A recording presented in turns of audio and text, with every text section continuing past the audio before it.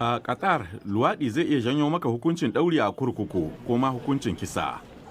Makasudin wannan zanga-zanga dai shine matsawa hukumar FIFA lamba a gabanin gasar cin kofin duniya a ƙasar da aka haramta luwaɗi.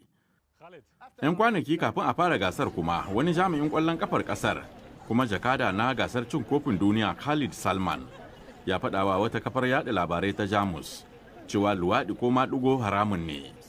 Har ma ya Allah wade da wannan ɗabi'a. Haramun ne, ni ba shehin malami ba ne, amma luwaɗi ko maɗigo yana gurɓata tunanin mutum. Sai dai da jin haka, nan take wani jami'in gasar cin kofin duniya ya dakatar da hirar da Mr. Salman. Kalamansa dai sun harzuka jama'a da dama ciki har da Helen Hardy, wadda ita ce ta kafa ƙungiyar ƙwallon ƙafa ta mata 'yan maɗigo ta Manchester Laces. Tabbas abin da ya faɗa cin huska ne matuƙa, kuma ba na jin wani abu na daban yake nihi. Saboda haka muna da masaniya ƙarara akan ra'ayinsu game da 'yan luwaɗi ko maɗigo.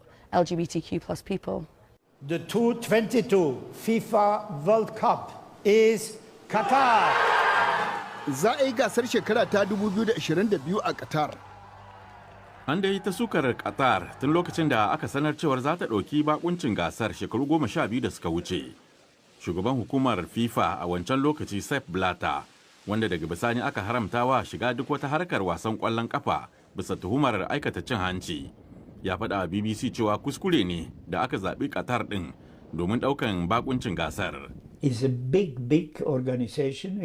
Babbar gasa ce, tana buƙatar babbar ƙasa. Na faɗa wa kaina cewa Qatar ƙaramar ƙasa ce, kuma ba za ta iya shirya gasar ba. Bai kamata a yi gasar a can ba.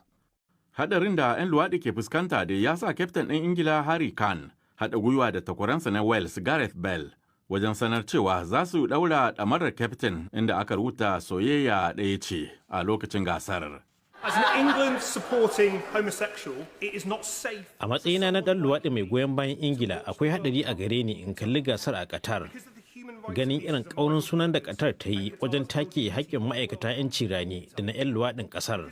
A ra'ayina bai kamata a ce an ba Qatar damar ɗaukar bakuncin wata babbar gasar wasanni ba. Ana sa ran baƙi fiye da miliyan 1 ne za su halarci gasar ta cin kofin duniya. Waɗanda suka shirya gasar dai sun ce Qatar na marhabin da kowa. Sai dai kalaman Khalid Salman sun nuna akasin haka, tare da sanya ƙarin alamomin tambaya a game da tsaron lafiyar 'yan luwaɗin da za su je kallon gasar. Za ku sami dukan waɗannan labaran a shahinmu na intanet wato bbc.com/hausa. Za ku kuma iya